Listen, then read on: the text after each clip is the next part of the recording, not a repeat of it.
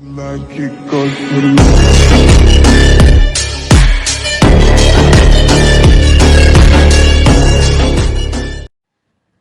Hello students, welcome back to TSJ maths classes. మనం 6th class మ్యాథ్స్లో chapter number 4లో ఉన్నాం. Chapter number 4లో exercise 4.1 చేసుకుంటున్నాం కదా. సో ఎక్సర్సైజ్ 4.1లో 3 ప్రాబ్లమ్స్ కంప్లీట్ చేసుకున్నాం. సో ఈరోజు మనం 4th, 5th, 6th and 7th problem ఈ ఎక్సర్సైజ్ అనేది కంప్లీట్ చేసుకుందాం. సో ఇక్కడ మనం 4th ప్రాబ్లమ్ చూసినట్లయితే క్వశ్చన్ ఏమి ఇచ్చాడంటే, which of the following has a definite length. ఇక్కడ కొన్ని ఇచ్చాడు students, line, point, line segment, ray. వీటిలో దేనికి డెఫినెట్ లెంత్ ఉంటుంది మనం ఫైండ్ అవుట్ చేయమంటున్నాడు. సో ఫస్ట్ మనం లైన్ అనేది చూద్దాం. ఇప్పుడు మనకు లైన్ ఎలా ఉండేది స్టూడెంట్స్, ఆల్రెడీ మీకు ఇంట్రడక్షన్ క్లాస్లో కూడా చెప్పాను. లైన్ అనేది ఇలా పాస్ అయ్యి ఎక్స్టెండ్, దీనికి ఎండ్ పాయింట్ అనేది ఉందన్నమాట. ఇప్పుడు ఇక్కడ నుంచి అయినా ఎక్స్టెండ్ అవ్వచ్చు లైన్, ఇక్కడ నుంచి అయినా ఎక్స్టెండ్ అవ్వచ్చు. దీనికి ఎండ్ పాయింట్ అనేది ఉండదన్నమాట లైన్కి. సో లైన్కి ఎండ్ పాయింట్ ఉండదు కదా, అప్పుడు మనకు డెఫినెట్ లెంత్ ఉంటుందా అంటే, ఇప్పుడు ఇది ఇటు సైడ్ అయినా ఎక్స్టెండ్ అవ్వచ్చు, ఇటు సైడ్ అయినా ఎక్స్టెండ్ అవ్వచ్చు కదా. సో ఇప్పుడు దీనికి మనకు డెఫినెట్ లెంత్ ఇది ఎంత, 5 సెంటీమీటర్సా 2 సెంటీమీటర్స్ చెప్పగలుగుతామా? ఎందుకంటే ఎప్పుడంటే అది లైన్ అనేది ఒకసారి ఎక్స్టెండ్ అవ్వచ్చు, ఎక్స్టెండ్ కాకపోవచ్చు. సో దీనికి డెఫినెట్ లెంత్ ఉంటుందా అంటే నో, దీనికి డెఫినెట్ లెంత్ అనేది ఉండదు. ఇప్పుడు ఇది లైన్ని మనం సపోజ్ ఏబి అనుకున్నాం అనుకో, ఏ సైడ్ మనకి సపోజ్ 2 సెంటీమీటర్స్ అనేది ఎక్స్టెండ్ చేసుకోవచ్చు. ఇప్పుడు suppose B side 1 centimetre extend అలా మనం ఎక్స్టెండ్ అనేది చేసుకోవచ్చు. సో లైన్కి అనేది డెఫినెట్ లెంత్ ఉండదు. సో ఇక్కడ మీరు ఏమని రాసుకుంటారు, no line does not have a definite length అని రాయండి. ఓకేనా స్టూడెంట్స్, అర్థమైంది కదా. నెక్స్ట్ మనం చూసినట్లయితే పాయింట్ అంటే ఏంటి, ఇప్పుడు ఇది పాయింట్ అనుకుందాం, ఈ పాయింట్ ఏ అనుకుందాం. ఇప్పుడు ఈ పాయింట్కి మనకు ఎంత ఇది లెంత్ చెప్పగలుగుతామా పాయింట్కి అసలుకి? ఇప్పుడు ఇది ఎంత, 5 సెంటీమీటర్సా 1 సెంటీమీటర్ చెప్పగలుగుతామా? దీనికి చెప్పలేము. సో పాయింట్కి కూడా డెఫినెట్ లెంత్ అనేది ఉండదు స్టూడెంట్స్. సో దీనికి కూడా రాయండి, no point does not have a definite length. ఓకేనా స్టూడెంట్స్. నెక్స్ట్ మనం లైన్ సెగ్మెంట్ చూద్దాం. లైన్ సెగ్మెంట్ అంటే ఏంటి, 2 ఎండ్ పాయింట్స్ ఉంటాయి లైన్ సెగ్మెంట్కి. దీన్ని జాయిన్ చేస్తే ఇది లైన్ సెగ్మెంట్. సో దీనికి నేమ్ చేస్తే A B. So 2 end points ఉన్నాయి, అంటే ఇక్కడ నుంచి స్టార్ట్ అయ్యి ఇక్కడికి వరకు ఎండ్ అయిపోతుంది. ఇంకా దీన్ని ఎక్స్టెండ్ చేయడానికి రాదు లైన్ సెగ్మెంట్ని. సో ఇది మెజర్ చేస్తే మనకి 5 సెంటీమీటర్స్ 2 అట్లా మనం మెజర్ చేసుకోవచ్చు స్కేల్ తోటి. సో దీనికి డెఫినెట్ లెంత్ ఉంటుందా అంటే ఎస్, ఎందుకంటే మనం ఈజీగా మెజర్ చేయొచ్చు. ఎందుకంటే ఇక్కడ నుంచి స్టార్ట్ అయ్యి ఇక్కడ నుంచి ఎండ్ అవుతుంది, ఇక్కడ నుంచి ఇక్కడ వరకు మెజర్ చేసుకుంటే దీన్ని లైన్ సెగ్మెంట్ అంటారు. సో లైన్ సెగ్మెంట్కి డెఫినెట్ లెంత్ ఉంటుందా అంటే ఎస్. సో ఇక్కడ రాయండి, yes line segment has definite length.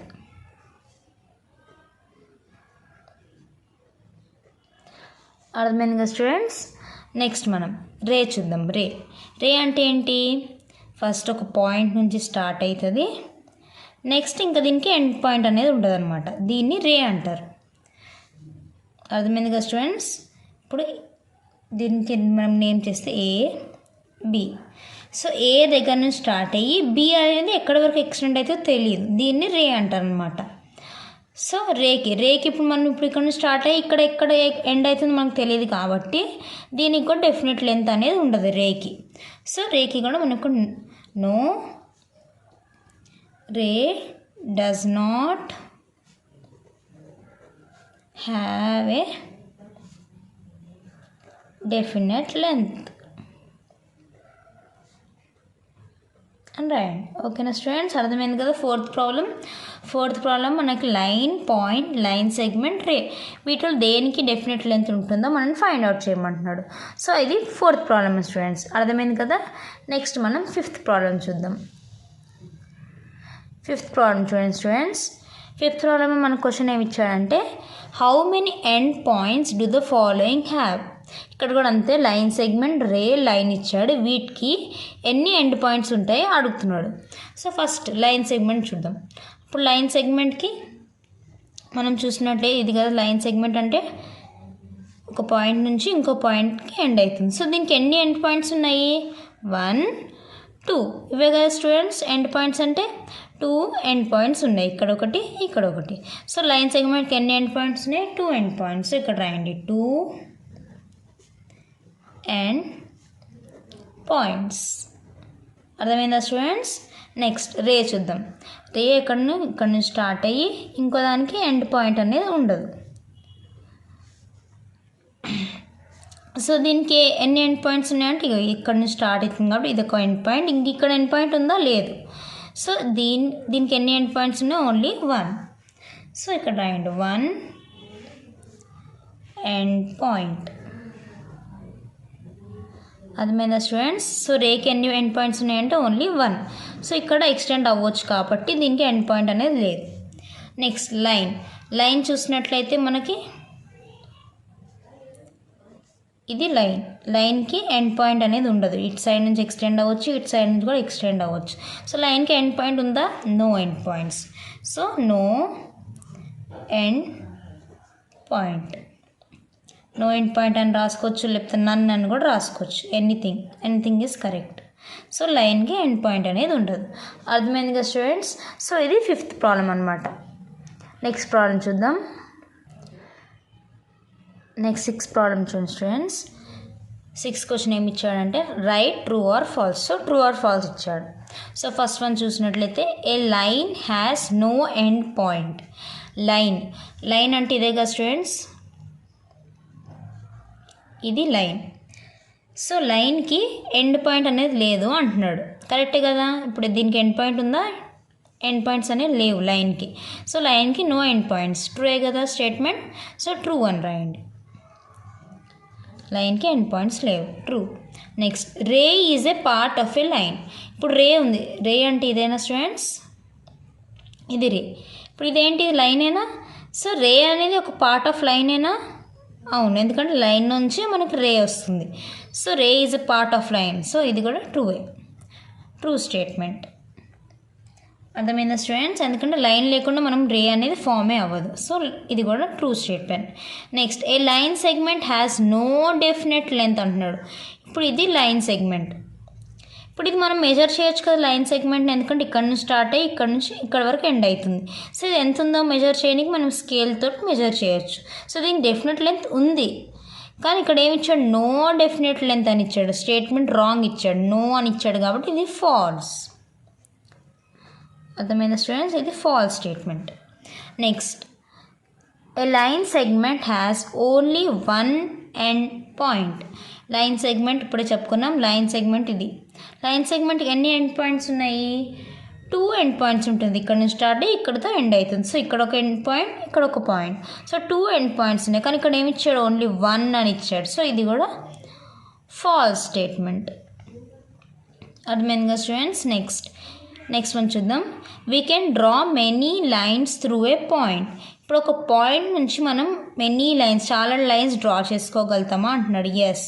ఇప్పుడు ఒక పాయింట్ నుంచి ఇలా అట్లా నంబర్ ఆఫ్ లైన్స్ అనేది మనం డ్రా చేసుకోవచ్చు. అది మనం కౌంట్ చేయగలుగుతామా? No. So many lines draw చేసుకోగలుగుతాం. సో ఇది కూడా ట్రూ స్టేట్మెంటే కదా. So true. ఇప్పుడు అదే మనకి ఇప్పుడు 1 లైనే గీయగలుగుతాం, 2 లైన్సే గీయగలుగుతాం చెప్పగలుగుతాం. మనం పాయింట్ నుంచి ఎన్నైనా పాస్ అవ్వచ్చు. సో ఇది కూడా true statement. So first one is true, second one కూడా true, third one false, fourth one false and fifth one true. అర్థమైంది కదా స్టూడెంట్స్? సో ఇది 6th ప్రాబ్లం అనమాట. Next last and final problem ఈ ఎక్సర్సైజ్లో చూద్దాం. 7th ప్రాబ్లం చూడండి students. 7th one question ఏమి ఇచ్చాడంటే డ్రా అండ్ నేమ్. మనం డ్రా చేసి దాన్ని నేమ్ చేయమంటున్నాడు. సో ఇక్కడ ఫస్ట్ వన్ చూసినట్లయితే మనకి ఏమి ఇచ్చారంటే లైన్ కంటైనింగ్ పాయింట్ పి. ఒక లైన్ డ్రా చేయండి, దాంట్లో మనకి పాయింట్ పి అనేది ఉండాలంట. సో ఇది ఈజీ, ఏం లేదు స్టూడెంట్స్. ఫస్ట్ ఒక లైన్ డ్రా చేయండి. ఇప్పుడు ఇది లైన్కి ఎండ్ పాయింట్ ఉండదు కాబట్టి ఇలా యారో మార్క్ మనం ఇండికేట్ చేయాలి. సో దీనికి ఇది లైన్ అనమాట. సపోజ్ మనం దీనికి నేమ్ ఇచ్చుకోవాలంటే ఇచ్చుకోవచ్చు. సపోజ్ ఇది ఇది ఏ, ఇది బి. అర్థమైందా స్టూడెంట్స్? సో ఇది ఏబి. సో ఏబి లైన్ అనేది మనం తీసుకుందాం. దీంట్లో ఇప్పుడు మనం ఏం పెట్టమంటున్నాడు, పాయింట్ పి పెట్టమంటున్నాడు. సో మీరు ఎక్కడైనా మార్క్ చేసుకోవచ్చు. నేను ఇప్పుడు ఇక్కడ పెడుతున్నాను, ఇది point P. So AB line అనేది ఉంది, దాంట్లో మనల్ని పాయింట్ పి పెట్టమన్నాడు. సో పాయింట్ పి పెట్టాను నేను. అర్థమైందా స్టూడెంట్స్? సో ఇది లైన్ ఏబి. మీరు నేమ్ చేసుకుంటూ చేసుకోవచ్చు, లేకపోతే లేదు, కానీ మనకి లైన్లో పాయింట్ పి ఉండాలంట. సో ఇది మెయిన్ అనమాట. ఇది లైన్లో పాయింట్ పి అనేది ఉంది. ఓకే, అర్థమైందా స్టూడెంట్స్? సో ఇదే డ్రా అండ్ నేమ్ అంటే. నేమ్ చేయమన్నాడు కాబట్టి నేను ఈ లైన్కి కూడా నేమింగ్ ఇచ్చాను, ఏబి అని. సో లైన్కి ఇటు సైడ్ ఎండ్ పాయింట్ ఉన్నది, ఇటు సైడ్ కూడా ఎండ్ పాయింట్ అనేది ఉండదు, ఎక్స్టెండ్ అవ్వచ్చు కాబట్టి దీన్ని ఇలా ఇండికేట్ చేయండి. ఇక్కడ ఏబి అని పెట్టుకోండి మార్కింగ్. సో దీని మధ్యలో పాయింట్ పి అనేది మార్క్ చేయండి. సో ఇది line containing point P. Next second అని చూసినట్లయితే లైన్ పాసింగ్ త్రూ ఆర్ అంట. ఈ లైన్ అనేది మనకి ఆర్ నుంచి పాస్ అవ్వాలంట. సో ఫస్ట్ లైన్ అనేది డ్రా చేసుకోండి. ఈ లైన్కి నేమింగ్ ఇవ్వండి, ఏ బి. ఈ లైన్ అనేది ఎక్కడి నుంచి పాస్ అవ్వాలంటే ఈ ఆర్ నుంచి పాస్ అవ్వాలి. సో ఇక్కడ ఒకటి పెట్టుకోండి, ఇది ఆర్ అనుకుందాం. ఈ ఆర్ నుంచి ఇప్పుడు ఈ లైన్ పాస్ అవుతుందా? సో ఇది లైన్ పాసింగ్ త్రూ ఆర్ అనమాట. అర్థమైందా స్టూడెంట్స్? ఒక లైన్ డ్రా చేసుకోండి. ఇప్పుడు ఆర్ నుంచి పాస్ అవ్వాలంటున్నాడు కదా, సో ఆర్ నుంచి మనం పాస్ అవుతున్నాం. సో ఈ లైన్ అనేది ఆర్ నుంచి పాస్ అవుతున్నాయి. ఇప్పుడు ఇక్కడ ఆర్ అని ఎండ్కి, ఈ ఆర్ అనేది ఇక్కడ పెట్టుకోవచ్చు, ఇక్కడని పెట్టుకోవచ్చు, మిడిల్లోనే పెట్టుకోవాలని ఏం లేదు. అర్థమైంది కదా స్టూడెంట్స్? సో ఇక్కడ లైన్ పాసింగ్ త్రూ ఆర్. అర్థమైంది కదా స్టూడెంట్స్? సో ఈరోజు మనం 4, 5, 6 and 7 ప్రాబ్లమ్స్ చూసుకున్నాం. సో దీంతో ఎక్సర్సైజ్ 4.1 అనేది కంప్లీట్ అయిపోయింది స్టూడెంట్స్. నెక్స్ట్ వీడియోస్లో మనం ఎక్సర్సైజ్ 4.2 అని చూద్దాం. ఇవి ఎక్సర్సైజ్ 4.1 మీకు మంచిగా అర్థమైంది అనుకుంటున్నా students. Okay students, thank you.